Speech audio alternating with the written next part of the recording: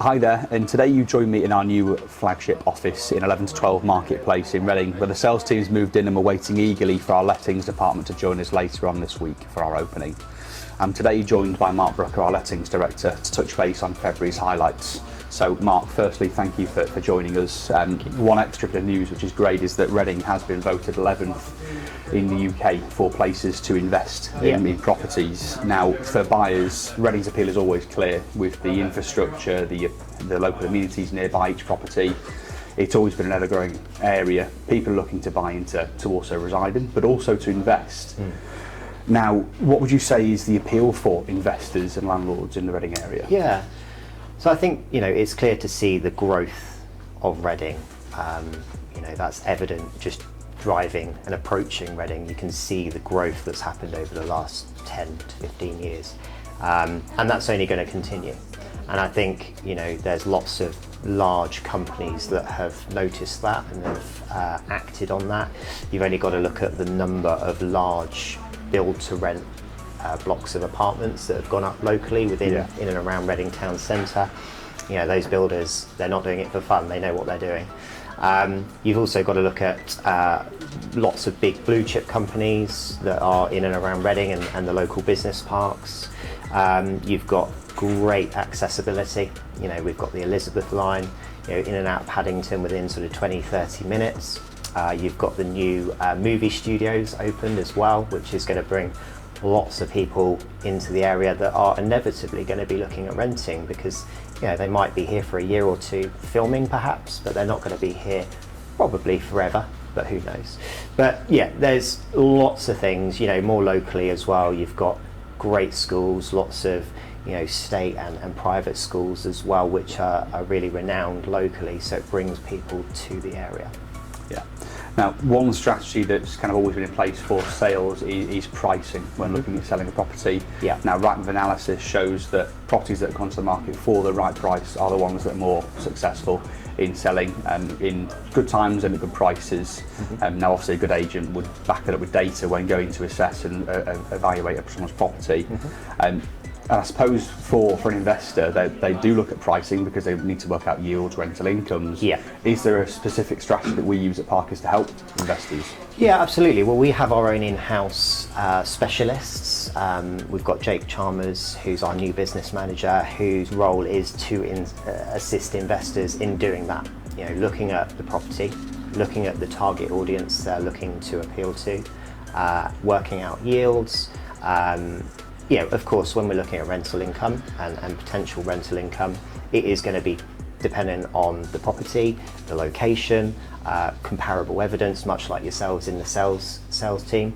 But really it's about sitting down, speaking to a specialist, and then looking at the whole overall package, what the property is, what you're looking for, and trying to find something that's going to give you the best yield possible. So, a question for you, Harry.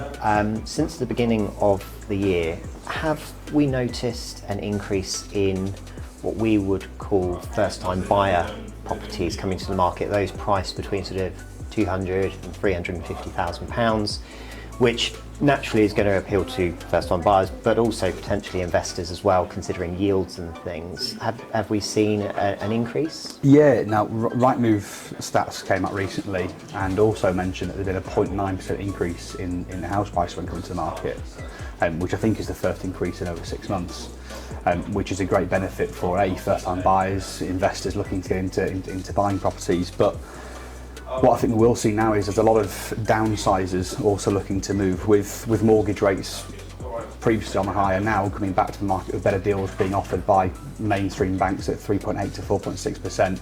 There's a lot more confidence in the first-time buyer market and also people looking to upsize, downsize. So we will see a lot more activity coming to the market.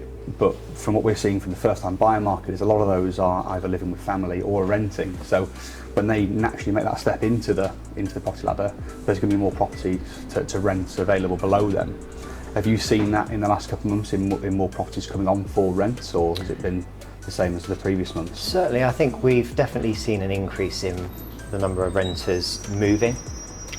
We've also seen an increase in the number of new landlords people that are buying for investment. There's definitely more movement there, definitely more coming available, more coming to the market, which is what the market needed. Yeah. You know, there was a real lack of supply, so it's really promising and really good that there's more stock coming to the market.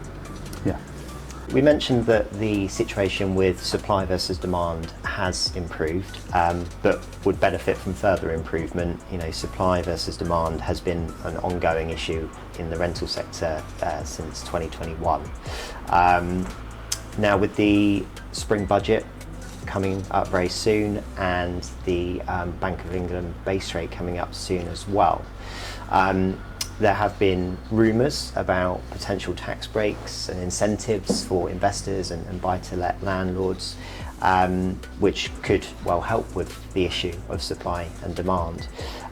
What are your predictions moving into March? Yeah, I think it follows suit from what you just said. It's going to be busier.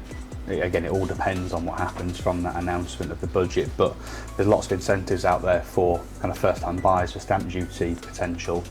There's also rumours that there's going to be more beneficial stamp duty for downsizers, which will naturally bring more properties to the market. People selling up and looking to potentially go mortgage-free.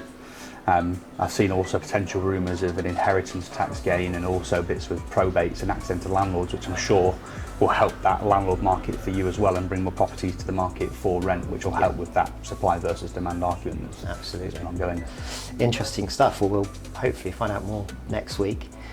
In the meantime, if you've got any questions or require any further advice on the local property market, please don't hesitate to get in touch with ourselves or the team here at Parkers. And thanks for watching.